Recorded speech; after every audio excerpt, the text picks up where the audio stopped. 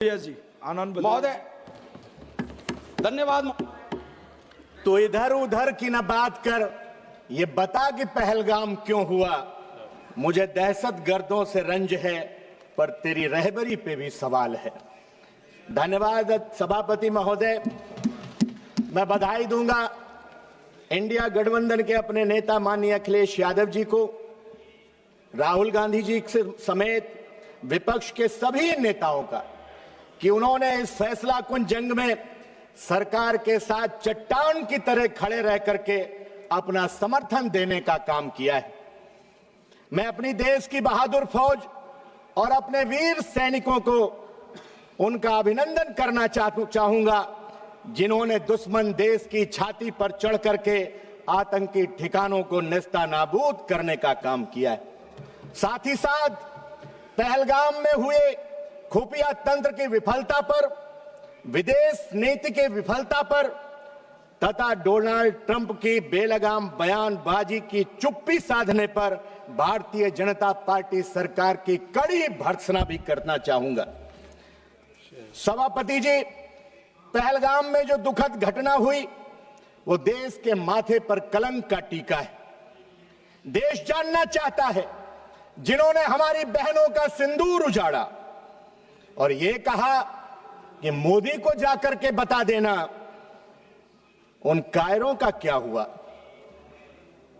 उनकी चुनौती को स्वीकार करके आर पार की लड़ाई लड़नी चाहिए थी। फिर बकौल रक्षा मंत्री जी, चाहे पेंसिल टूटती या फिर पेन टूटता, कहीं न सबको समंदर बहा के ले जाए। ये खेल खत्म करो कश्तियां बदलने का, सियाह रात नहीं लेती नाम ढलने का, यही तो वक्त था सूरज तेरे निकलने का। आपने ऑपरेशन से पहले विपक्षी नेताओं से बात की थी, तो फिर सीज फायर से पहले विपक्ष को विश्वास में क्यों नहीं लिया। आगाज अच्छा था पर अंजाम समर्पण वाला था।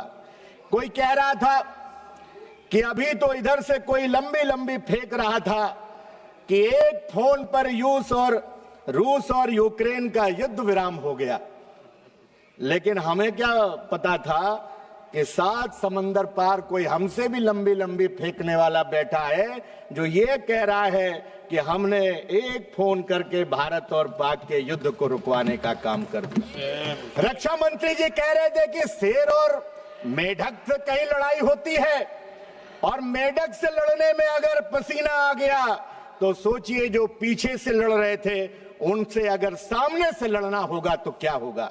मैं इस मौके पर श्रद्धेय नेताजी आदरणीय मुलायम सिंह यादव जी के उन शब्दों को याद करते हुए कि अगर युद्ध होगा तो दुश्मन की जमीन पर होगा, अगर इस लाइन से भारतीय जनता पार्टी की सरकार ने प्रेरणा ली होती तो इतनी फजीहत शायद न हुई होती। सभापति महोदय, सरकार की विदेश नीति घोषणाओं भाषणों तक सीमित रह गई है।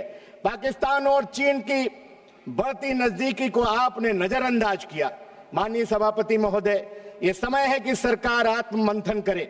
विपक्ष कोई दुश्मन नहीं है, बल्कि लोकतंत्र का अभिन्न स्तंभ है। हम इस सरकार से जवाब चाहते हैं। क्या खुफिया एजेंसियों की जवाबदेही तय की गई?